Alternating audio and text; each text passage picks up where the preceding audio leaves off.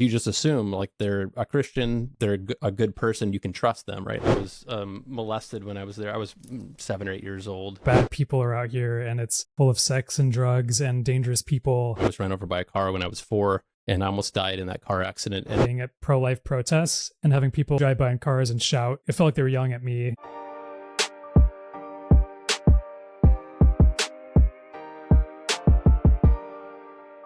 Kia ora everyone, haere mai, hello and welcome to the podcast. You're with Lilia Tarawa. Today I have two exceptional guests for you, our brother duo, the Exodus brothers, who host a podcast of their own, Deconstructing Faith, dealing with religious trauma. And I'm so excited for them to share their story with you today and take you through their journey of growing up in conservative Christianity. Micah Knapp is a award-winning film producer, director from Seattle and a writer, and he hosts Exodus Brothers with Jake Knapp, who we have on the call with us today. Hey, both of you, welcome to the podcast. So happy to have you here. thanks for having us on. Thanks so much for having us, and we loved hearing about your story. I was listening to you this morning on your podcast, and you were telling your story of what it was like growing up. And the storytelling was just absolutely beautiful. I want you to just take us back into that story of growing up as a child. For sure. Well, first off, we were both pastors' kids. Our dad was a pastor of an evangelical church called the Vineyard, which was kind of a quote unquote non-denominational charismatic church. Our story kind of jumps around a lot because our, parents got involved in the evangelical church really, really young. And that's how they met, actually. And they got involved in an organization called Last Days Ministries, which was in East Texas, run by a guy named Keith Green. And that place was very fundamentalist and controlling. They were basically preaching the end of the world was coming, and these were the end times. And they basically controlled everybody there and cut them off from the outside world. And so it's kind of how my parents started in Christianity, just with this foundation that was just very ugly and abusive. They didn't stay there long, but a couple years after that, we moved to Lakeside, Montana, with an organization called YWAM, which is Youth with a Mission. I was pretty young then, but I guess, Jake, you were 4 years old? Yeah, I think I was 4. And for those who don't know, Youth with a Mission is the world's largest Christian missions organization. And they are interdenominational, but they're also evangelical, and they're in like 180 different countries. Anyways, we grew up on a YWAM base that was an old Air Force base, and There was probably only about 200 people that lived on the base. It was a very small, insular kind of community where everybody knew each other. There was, only so many kids that were our age growing up there, and of course we're a few years apart, so I was a little older. Micah was quite a bit younger when we lived there, and we were only there for about 3 years. But it was on this base that our father worked. He was on staff. And the staff members are not paid as well. So you're on staff, and he was still having to support a family of 6 because there's 4 of us brothers. They were making, I think, $600 a month, I believe, right? For a family of 6. Yeah. And he had to make the money to pay to be there, and then also volunteer and work for free. So there's a lot of financial abuse as well. You talked about your mother's experience and what brought them into their faith. Can you tell us a little bit of your parents' history? Yeah, so our mother got cancer when she was 14 years old. She got fibrosarcoma, and it started as a lump in her leg, and then it quickly, within a couple of years, it metastasized pretty quickly. It went to her lung. Cancer diagnosis was not great, especially back in the 70s. So the doctors told my father that you might only have 5 years with her. So they got married relatively quickly. My mom was 18 years old. The reason for my mom's belief is that when she was going through this cancer diagnosis, she had people pray for her, and the cancer only metastasized to one area in her lung, and they were able to do a surgery. After that, the cancer basically went into remission. She saw that as God healing her. And that was kind of what really kind of like established her faith in God and her belief. Because she had also been prayed for during a campaign, hadn't she? Was it a couple called The Happy Hunters, I think they were called. The Happy Hunters, like a revivalist group that would go around and supposedly heal people. But the thing was, she was prayed for, but they did a surgery after that. So it was like, yeah, she was prayed for. But, we can't negate the science part of that as well, Yeah. It's very interesting when people have a story that they want to create about an event that happens in their life, and if they have a belief system, that they'll generally try to attribute it or make their reality fit inside of that belief system. I'm also really interested in hearing a bit from your father's perspective during this time. as they were getting married. Was he a Christian at that point, or what led him to his faith? Yeah, just from what he's told us and talked about, it seemed like he was feeling very lonely in life. And it was kind of a crazy time because it was kind of like the 60s and 70s with the drug scene and, Vietnam and all these things going on, kind of like the hippie culture. And he felt like he didn't really connect to anything. And so I believe at the time the Jesus movement was kind of taking off during that time period. And he got invited by a friend to a church, and it seemed to fill something in him that was missing. And he felt like he found a community that was something he connected to and felt like he belonged to. And it was a place for him that gave him purpose and gave him meaning. Yeah, of course. I noticed when I was listening to your story, there's this theme of you were moving around a lot. You were in and out of different ministries, connected with a few of the major ones. Can you give me a bit of insight into why you were moving around so much? So yeah, like I guess going back as a baby, my parents were involved with Last Days Ministries, and that didn't last very long. They didn't really feel like they fit there very well. My dad worked there for maybe a year and felt like the way he put it, he felt like he was a cog in their wheel and just kind of didn't really fit in there. So they moved back to Bellingham, and then we were there for a few years. I ended up having a car accident. I was run over by a car when I was 4. And I almost died in that car accident. And it was not long after that they decided to connect with YWAM and move to the YWAM base, which was in Montana. So we moved to Montana, and we were there for 3 years or so, and then we ended up moving back. And it was during this time where my dad kind of got a little disillusioned because he's trying to find an organization that's in alignment with what he wants to do, and it's a place that he feels like he fits and belongs, and he hasn't not really finding that. We ended up moving in with our grandparents, actually. Well, we're a family of 6, and our parents moved into the garage of my grandparents' garage, and then all 4 of us brothers were living in a bedroom in bunk beds. And we lived there for a couple of years while my dad was trying to figure out what he wants to do with his life. And so he took some temporary jobs and stuff like that. I remember he said he spent the nights like walking around just outside downtown, like trying to figure out what to do to support his family. For quite a few years, we attended church up in Canada, up in Abbotsford. We attended a vineyard church, which is also like a non-denominational but evangelical church, and it was fairly on the charismatic side of things. So you had people that were waving flags and dancing and speaking in tongues and all of the all that kind of stuff, the very showy parts of evangelical Christianity. I remember feeling like this was a very strange world, and like it was almost anxiety inducing. I just didn't know like what's going on, and I didn't have a comfortable feeling about it.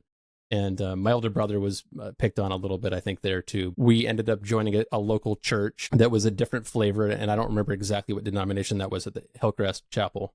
Assemblies of God, wasn't it? Yes, maybe Assemblies of God. It was Protestant, evangelical.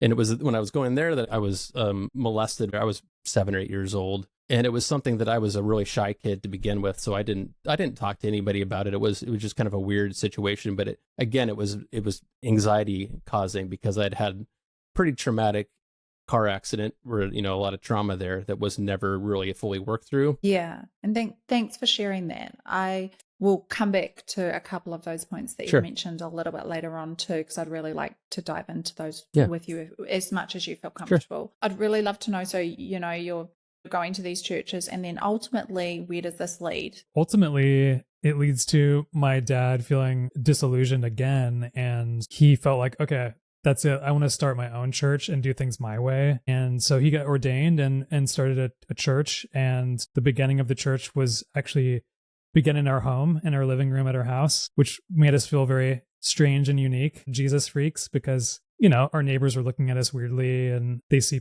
cars piling up on the weekends and people coming into our house. And, the living room is lined with these metal chairs, and we're all sitting in the front row, as kids, and Sunday school's in our bedroom. Eventually he got another church building and we grew, and he decided it was time to move on. Right. And then what happened to that church? We started it, I think you want to say 1995 to about 2003. Does that sound right, Jake? Time period? Yeah, it was right around that. Yeah, and it also was in a few different buildings. Like it was originally part of a movie theater, right? It was kind of funny because people had to walk by all these secular movies, posters for movies and stuff like that to go to this church, which is kind of funny.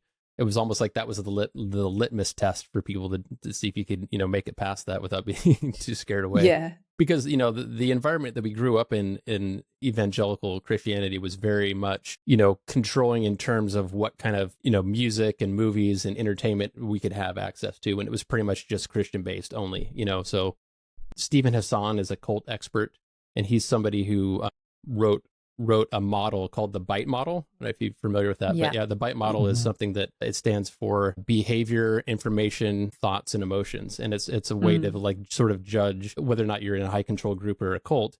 And looking back on a lot of those organizations and stuff, I would say you could check off just about every category. Eventually, they maybe outgrew that space, so they got a different location, and they were there for a few years. And then we ended up moving into, I think it was an old bowling alley. It was like maybe, I think, 3 locations total during the duration of the whole thing. Yeah. And then did he decide to shut the church down after a while? Yeah, it got to the point where it's just not really sustainable. Like a lot of the people that went there were college students, there was homeless people, there was just a real mix of different families, and everybody had their own idea of how the church should be run. Some people thought the music was too rocky, and some people didn't think it was rocky enough. And, you just have all these different ideas. And then my dad being the pastor, he had people that wanted him to do certain things in certain ways. And he just felt like he couldn't really please anybody. So it got to the point where it just financially, it was hard to sustain. They also ran a soup kitchen out of there where they fed homeless people, that was a pretty cool deal. And so you've both been in this environment from, well, I guess a very young age, your whole life, this church environment, inside ministries, inside these bubbles. What are the themes that are consistent throughout this time that you know that we do this, we don't do this, this is what we believe? Yeah, I mean, I'd say just ultimately very fear-based, very controlling. The secular world was painted as very dangerous. Bad people are out here, and it's full of sex and drugs and dangerous people. And ironically, I've come to realize and feel that some of the worst people are actually in the Christian circles, not the secular world. Once that opened up for us, I was like, man, the people in the secular world are actually the people that are so much better and more open. We read and listened to James Dobson, Focus on the Family. The whole spare the rod, spoil the child thing. Everything you're getting and learning is from this bubble that you're in. So they can completely indoctrinate you and control your thoughts and your sexuality. I know for females, especially in these environments, it was, the purity culture, like you talked about, was way worse. It was like, as long as you're in this bubble, you're safe, and the world is a scary place that's full of evil people. And yet it was within that bubble that I experienced these traumas and these abuses, and that went unchecked, and there was no accountability for any of it, and even to this day, and then you realize there's amazing people that are of different faiths or no faith or whatever. And so like that doesn't make the person, but also because of the sort of authoritarian structure of a lot of evangelical churches, it does attract a lot of predators and a lot of people that take advantage of those power positions, right? Which is why it's always important, I think, to have checks and balances in place, like especially with children, to have 2 adults at least present and not a single adult with a bunch of kids, and kind of have some level of accountability. Could you share as much as you feel comfortable with? So it was a church youth group that was on the church grounds, but it was in a separate house. I think they called it the gray house or the white house or something like that. It was just the color of the building. But my older brother and I were the ones that went there because it was a certain age group. So I think my older brother was across the street in a different place that was for older kids. And then I went to one, and I don't remember how many kids went there. It was pretty small. Yeah. And the youth group leader was a female, actually. She was the wife of one of the people that went there, who was also, I think, also involved in the church. Sometimes I would get dropped off early, and I would be in there, and she would like close the blinds, and she would like hold me down and make me kiss her and fondle me and do stuff like that. And I have some memories of like going up into the attic, and I don't remember like what happened after that. I have just kind of a blank. So I honestly don't even know the extent of it. Her whole thing is her husband was a wrestler. So if she got caught, I think her story is that she was wrestling with kids. I didn't mention anything until I was probably in my 20s. I mentioned it to my parents. Initially, she like admitted that she had done this to some other boys too, which is disconcerting. But then I think later she kind of took it back, and she's like, "Oh, you're misremembering that. That's not how it was." And she tried to downplay it a little bit. She obviously knew what she was doing. And at that age, not understanding what's happening and thinking that maybe I did something wrong, and that like I have this weird secret that's like I'm made to feel super uncomfortable and awkward, and I was already a shy kid to begin with. Looking back on it, I think I had PTSD and horrible anxiety. I used to have panic attacks and stuff like that too. So like, it was a pretty intense thing, and I just didn't tell anybody because I didn't have the words to even explain what was going on. I just had these weird sensations. It was a thing that you don't really even realize how much it affected you until later on. You're able to look at it through a different lens, a lens of an adult, and just realize how damaging it was. And what age are you at that point? I was like 7 or 8, I think. When we first discussed deciding to do this whole podcast, my whole thing was like, I don't care if we only have 5 people to listen to it. It's going to be therapeutic for me just to talk about the story and get it out there. Mm. Our whole lives, it was like, just don't talk about these things, kind of just forget about it, move on. Like, why focus on these negative things, And there's an incredible amount of shame around topics like this. Why is it that you believe this happens so often inside of religious settings? Because it's a theme we see over and over and over again. Children are being molested inside church-based environments or religious-based environments that are supposed to be safe for them. I think there's so much combination of things going on. I think one of it's repression, because I think the Bible is teaching a lot of repression sexually. And so it attracts people who are really suppressing their sexuality. And I think it comes out in really ugly ways sometimes. I think the whole forgiveness thing too, like, oh, if I do this thing, I'll be forgiven because that's what Christianity is all about, So it breeds a lot of toxic behavior and predatory behaviors as well. Yeah, you see it play out all the time. And all you have to do is look at the news. And every week there's some new evangelical pastor or leader or something that's getting arrested for some abuse case or something. It's like all over the place, right? Yeah. I think what we're seeing too, not to go too deep in the woods with Christian nationalism, but it's like this idea that it really isn't about the moral ethics like they say it is often. It becomes about control and power, I feel like, oftentimes. And I feel like that ties into that the predatory sexual, behavior as domination. Well. Yeah. I had my own experience with YWAM where I joined and did a 6-month DTS in Jamaica. A lot of their teachings are very similar to the NAR teachings, the New Apostolic Reformation. And there is this whole thing of like, we need to go and like get into government and get into like media and get into all these different facets, right? To kind of like maintain control and conquer the world for, basically for Christianity. So there is this very aggressive sort of like side of it too. Absolutely. And especially like here in New Zealand, we know that the Indigenous Māori people were living here. And then Christianity was brought over by the colonizers, who the Māori Indigenous people were seen as being heathens. You need us to save you. Mm-hmm. Yep. Same thing with Christopher Columbus. Yeah. Yep. I'd love to stay on this topic of childhood trauma. I think it's such a big one for our audiences. You spoke about when you were forced, something happened and you ended up in hospital. Can you tell us that story, Jake? It was actually my 4th birthday, which actually landed on Mother's Day that year. And we had the celebration out at my great-grandmother's house, who lived out in the county. The house was up on a hill, and she had this long, narrow driveway, and then it had long grass that was maybe 3.5 feet that grew on either side of the driveway. My dad had been up the night before working on a sermon, and so he was kind of out of it and kind of resting on the couch. And we had been wanting to go down and play by the road, and he told us, you can't go down to the road and play down there. It's not safe. And so anyways, being boys, and we decided we would go down there anyways, maybe 50 feet from the house. And right at that same time, my uncle was leaving to go pick up my aunt, who was a nurse working a night shift, and bring her back to the party. And so I don't know exactly how it happened, but we were all playing in the grass, and then I either crossed over at some point to go back up to the house, or I jumped out to surprise him or something, but I jumped out in the path of his moving vehicle, and I was drugged like 20 feet. I was run over completely by the car. My cousin was riding along with my uncle. She ran up to the house and said, call 911, Jake's just been run over by a car. And so my parents rushed down there, and I was laying on the ground, and I was kind of like, making weird guttural sounds. And I was conscious, but couldn't really cry because I was in shock and I was pretty banged up. But when paramedics showed up, they thought that I was just kind of beat up and I got maybe bumped by the car or something. So they were almost going to have me go and just like have me lay down and rest it, sleep it off kind of thing. And my mom commented that she thought my breathing sounded weird and maybe to take me in. And so they rushed me to the hospital. And by the time they got there, they didn't realize what kind of state I was in. And on a trauma scale, I was pretty high. And they said that like a couple minutes later, I would have actually passed away. And so they got me there just in time. And I had like a skull fracture. I had broken collarbones. My spleen was actually torn in half. I had collapsed lungs, internal bleeding, broken ribs. I was in the hospital for, I think, 3 weeks, 2 different hospitals. of course, this was something that was also framed as spiritual warfare. Like this was an attack. A lot of things that happen in this worldview are seen as either like a blessing from God or an attack from the enemy. And so this was something that was kind of phrased, or that was thought of, that God saved me, and it was from this spiritual attack of the devil trying to, get to our families somehow. How does little you process this event happening, and it's been told that it's spiritual warfare? How does your uncle respond? Yeah.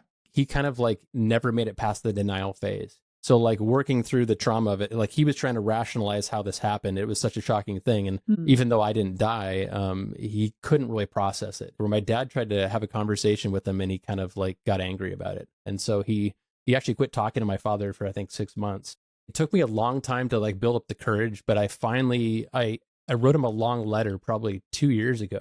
So it was like 38 years since the whole thing happened. And I just said, look, I don't blame you for what happened. It was an accident. And I think it would be beneficial for us to discuss this, because I think it would be healing for me and you to just, can we talk about this? And so he called me up and we had a conversation, and it went pretty good. And so he kind of like acknowledged it, and that was pretty powerful for me. Yeah. What does that do to your ability to process the traumatic event itself? I don't remember anything from that day. I remember bits and pieces of the hospital, but I don't remember like anything leading up to it. And, 4 years old is about when most people start remembering, like really being able to recall memories and stuff like that. But yeah, definitely like a lot of PTSD surrounding it that I think really affected me, probably more than anything in my life. Absolutely. And that's often what happens when things don't get talked about, or they get under the carpet, and there's no there's no aftercare response to them. It's likely what was needed at the time.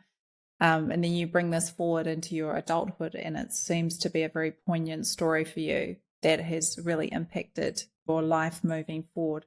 Ultimately, you've had these traumatic experiences. You're growing up through religion as well, which is deeply controlling for you.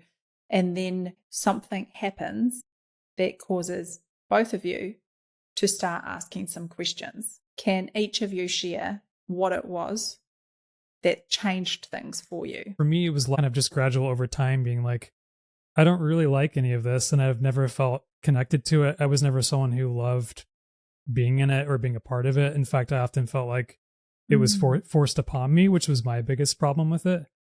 I feel like, what really helped me a lot was actually films and movies. I was a big cinephile, big movie buff. And for me, like watching films, I feel like it broke the bubble that I was in a little bit, because I was seeing different stories from different, people's lives and experiences.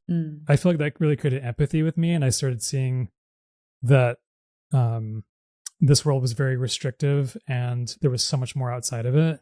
I had my own experiences in the church too, where it was like things were forced upon me. Early on, there was an experience at that church in Canada that Jake mentioned. They brought me up to this stage, and everyone, circled around me and put their hands on me, and then were like basically forcing me to say certain things, and forcing me to through a filter or through a lens of the sort of God's saying this, and this is, what you're experiencing is the Holy Spirit. Why were you on stage? They had called me up there to be prayed for. I don't know why I was chosen necessarily, but the memory is very distinct. There's a bunch of strangers putting their hands on me, and I'm like encircled. There's no way out. It feels claustrophobic. And they're saying things like, what do you feel right now? And I'm like, well, I feel warm because of all the body heat. And they're like, oh, the Holy Spirit's coming through you right now, and you're feeling his presence. And, just putting words in my mouth. Right. That experience of being forced upon me was kind of the consistent theme. To not have my own choice and sort of autonomy. All these experiences just felt really chaotic and all over the place, and nothing felt consistent. As a kid that's trying to like understand the world and growing up, it caused a lot of anxiety in me. And so I felt like it was just a world I was ready to step away from. And I think at that point, what age are you at this point? I was probably 16, 17 in high school. Yeah. And was your experience similar? Mine was a little different, because like I said, I ended up doing a DTS in Jamaica, but that experience for me was pretty negative. Like there was just a lot of spiritual abuse and manipulation that I saw. There was always these moments where I was like ignoring my intuition and my gut, and instead I listened to people who were telling me that God was wanting this or wanting that. Like, why doesn't God speak to me? They have this magical power, they can hear it and I can't. Two big things that really I would say are key things, like studying the Bible for me, and like looking at the original Hebrew and the original Greek and seeing what they actually say, and the context of reading it plainly versus just what the apologists say for certain things, or like cherry picking things, because a lot of people, they just hear the good parts in church, and we don't talk about the Old Testament. That's old. We don't look at that anymore, but it's like, isn't that the same God supposedly? There's things in there that are historically, scientifically incorrect, and there's internal contradictions, and there's things that are like I couldn't reconcile. So I'm like, well, I just don't believe these things that people are telling me, and I'm not experiencing it myself. So critical thinking was a huge part of that for me. And then the other thing I would say is traveling for me. Like I started traveling around the world because I love to travel and I love culture. So meeting people from different faiths, like Hindu people, I'm like, man, some of the nicest, kindest people that I've ever met were Hindus. And I thought, like, are they going to go to hell because they're worshiping the wrong God? Meeting people who were atheist and agnostic that were amazing people, that were like just genuinely good people. Just because you're a Christian doesn't mean you're a good person, right? So those are the two big things for me. I really would say it was a complete deprogramming and deconversion, like completely. Did you sort of both leave at the same time? Micah's experience, I say, was probably earlier than mine. I clung on to certain things longer, I think, just because I was in it longer and I wanted to believe it. What age are you at this point? I would say like really starting in my 20s and then getting into my 30s. Okay. And now I'm 42 and I have a son now. And like after my son was born, that was another like big turning point for me. It was interesting how this all came about because, Mike and I were kind of trying to figure out a project that we could both do remotely because we live in different locations. And so we were like, well, let's do a podcast. So that's kind of what kickstarted the whole thing, is we kind of landed in the same place of like, we've deconstructed the belief system that we were raised with. And there's a lot of other people that are going through the same thing. And it's a difficult thing to go through. You feel like you're shedding your identity. Like this is everything that you are is wrapped up into this belief system. People have a hard time even figuring out who they are. And that's very scary and can be a very lonely thing. And there's also people that deconstruct and they lose their family. Their family ostracizes or cuts them off or doesn't, want to communicate with them because they just want to sin, or they just want to sin, or they're evil. Do you have that experience, or no, are you in touch with your family? Yeah, we're on good terms with our parents, and it's been a little difficult for them to accept, because when you criticize something like Christianity, or specifically evangelical Christianity, it does feel like a personal thing for them. We've tried to make it very clear that we don't blame our parents, because like they were genuinely doing what they thought was best and raising us how they thought was best at the time. To me, it sounds like your parents kept you trapped in a belief system that perpetually made you unsafe. A lot of people would be angry at their parents, want to blame their parents. You seem to have a different perspective or approach to this. How do you navigate parental relationships when it was your parents' job to keep you safe and you weren't? There were times where I felt angry. Why didn't you catch this? Or why didn't you protect me more? A turning point for me with my accident was like actually realizing like I had kind of blamed myself. Like, I was told not to go down here and I did it out of rebellion or out of just being a kid, whatever. And so I realized like that responsibility was on me. It was like a freak accident. So like I realized I couldn't really blame anybody else for that. There was good parts of our upbringing too. Like there was times growing up in Montana that we were fishing in the backyard and playing with neighbor kids. And like, I have some good fond memories of that time period. I think the important thing is setting boundaries now. Like, for family members, I need to make it clear that like, these are the things I will tolerate. And I have a son now too. I know I'm going to make mistakes, but I want to learn from things that I went through and what I don't want to carry on anymore. With my son, I'm not going to like give him something where it's like, you need to follow this or else. That's not a very loving, it's kind of like, the whole thing with spanking your kids. It's like you're hitting them to the point where they cry, and then you hug them and tell them you love them. It's a very mixed signal. It's like, I'm not feeling that love. These two things are not compatible to me. Growing up your whole life, you believed heaven and hell to be two very real places or very real concepts. How do you let go of those? I ask myself, like, how scared am I of Muslim hell or another religion's hell? I'm just not, because I just don't believe in it. So like, once you let go of the system, like you don't have anything that's holding you back, it's easy to let go of that. Like I think to myself, like, if there is a God that's all loving and all good, would he really want to punish me for eternity for simply not believing something? You're either convinced of a proposition or you're not convinced of a proposition. And so for me now, I'm just not convinced by it. I would say exactly the same thing. It's hard to be afraid of something when you just don't believe it's true. When I was a kid, I just didn't really believe a lot of the stories. I felt like they seemed like myths and like legends. And I've done research since then, and I think that personally that a lot of these stories were and have been construed only more in modern history as being, these real stories that happened. But I lost the fear a long time ago. The hell thing just didn't hold any weight because I just thought it was such a ridiculous concept. Would you say that rebuilding your identity was the hardest part of leaving evangelical Christianity? I think it's like more than that, because it's not only your identity, but it's everyone around you. So like Jake said, if you're the only two that are ostracized and you're the only two that feel differently from the rest of the family and extended family and everyone you feel like you're on the outside looking in. Coming up with proper boundaries, like Jake said, it took a long time for me. It was just over the course of many years. As you deconstructed, what were some of the texts or documents or that really made an impact on you and helped you get a grasp of what I'm actually going to leave this? Like in studying the Bible, it was looking at mainstream scholars, like, Bart Ehrman, for example, in some of his books. I give a shout out to, we had him on our podcast, Justin from Deconstruction Zone. Amazing. He's somebody who went to seminary. He has a Master of Divinity. He studied the original Hebrew, Old Testament, and his knowledge of the Bible was it was greater than almost any Christian I ever met. And even getting to the New Testament, the internal contradictions between the gospel writers and how things didn't line up, and how it's not a history book and it's not a science book, and it gets both things wrong. It does get some things right. There's some history that's correct. A lot of it is just claims, and a lot of it is secondhand. The Gospels are all anonymous authors. They were all taking secondhand. At best, it's secondhand accounts. There are no eyewitness accounts whatsoever in the Bible. A lot of things are just misunderstood by a lot of people. Are like, oh no, these people saw this happen. There was 500 people that watched Jesus raised from the dead. No. There's one person claiming 500 people. Dan McClellan is another great scholar that just data over dogma. He gets and he talks about, things very clearly. Speaking of Bart Ehrman, How Jesus Became God was a great book. I don't know if you've read that, Lilia. No. It's a great book. Just he breaks it down, just the historical context of the Bible and Jesus's time. For me, film really tied into that, watching documentaries, even just about scientific topics, and Christian nationalism has only gotten worse and more so now. But even back in the 90s and early 2000s, politics and religion were already being infused together. So once you stripped away just some of that ideology and those belief systems, even those political ones, the rest kind of fell away too for me. Sounds like that you both just chose to inform yourself so that you could make good decisions based on as much information as possible rather than a controlled, small, narrow portion of information. Can you give me some practical examples of what it means when you say, well, we were only allowed certain types of info? Absolutely. There were certain magazines. I remember one was called World Magazine. And even in those, they would have like book reviews and movie reviews. Like these are okay for your kids. These are not. And here's why.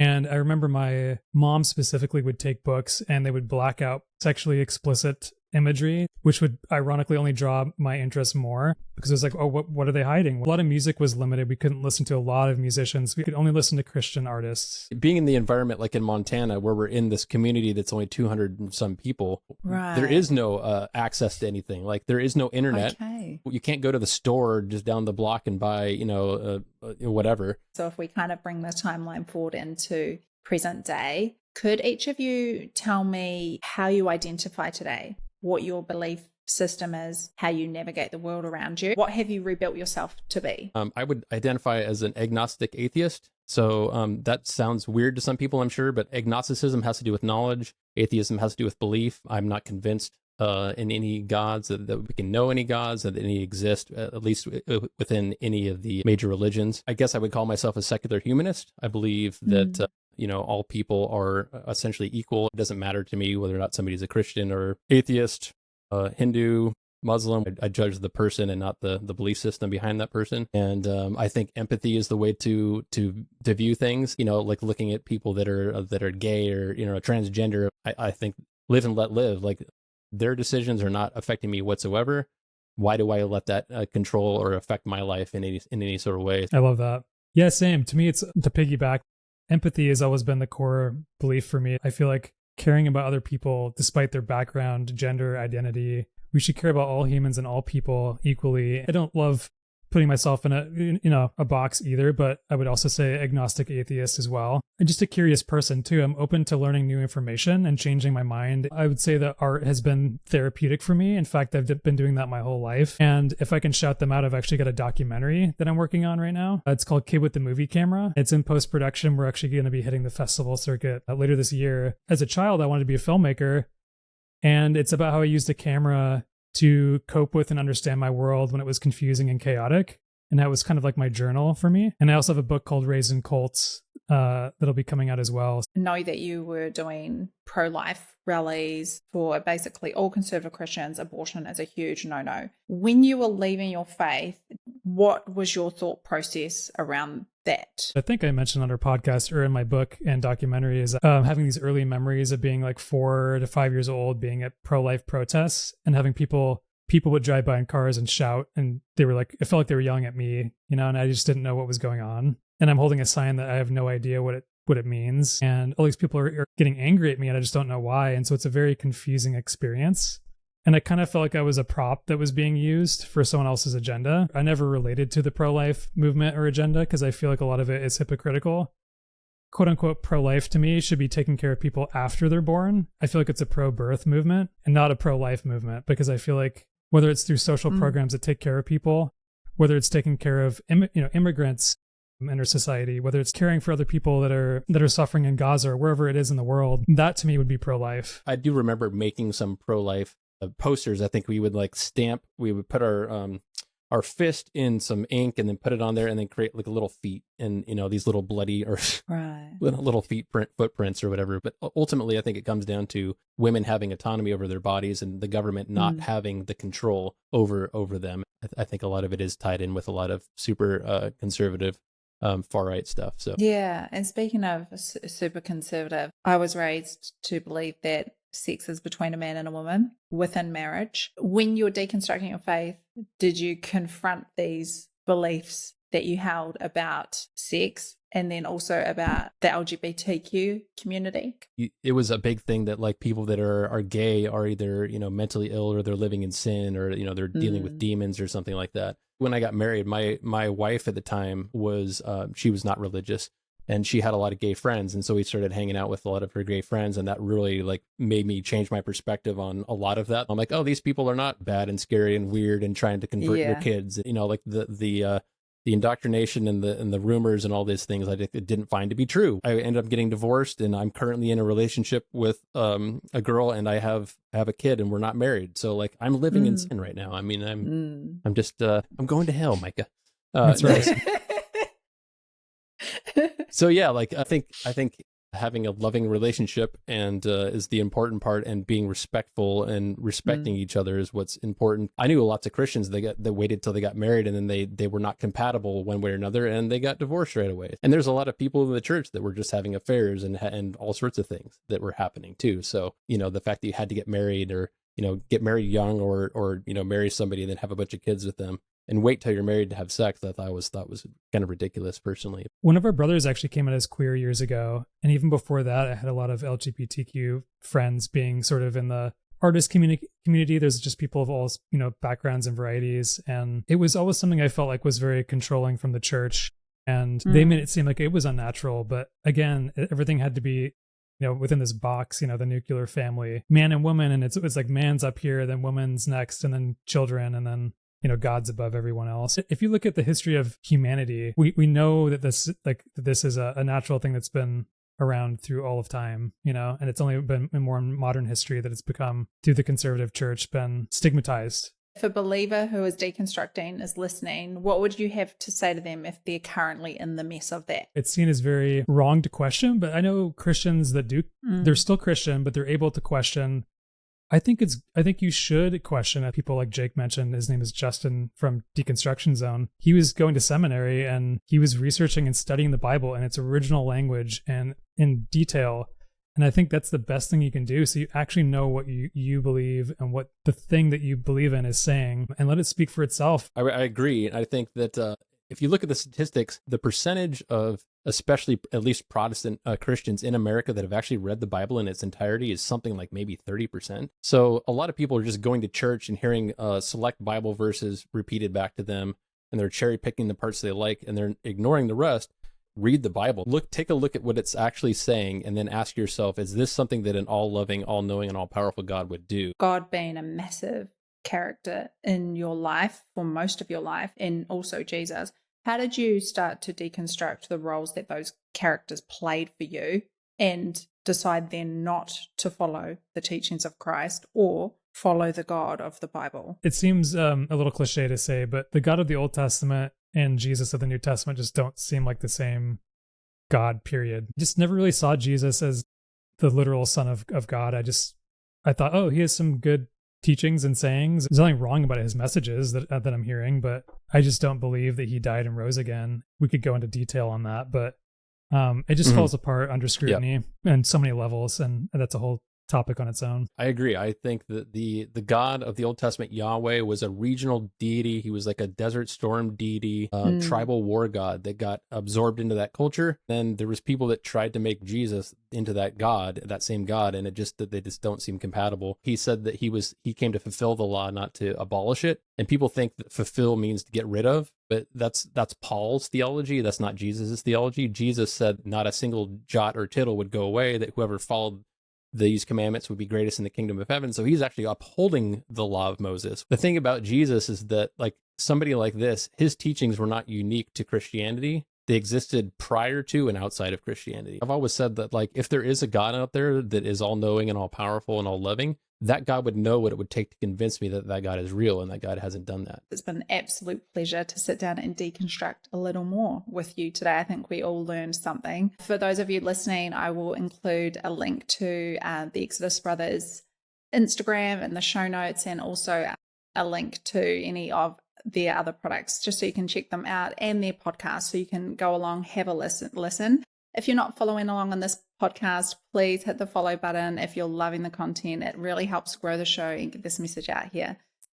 Other than that, thank you very much for listening to today's episode, and thank you both to Jake and Micah for sharing their stories with us. Thanks so much for having us. Thank you. Thank you so much. It was a great time.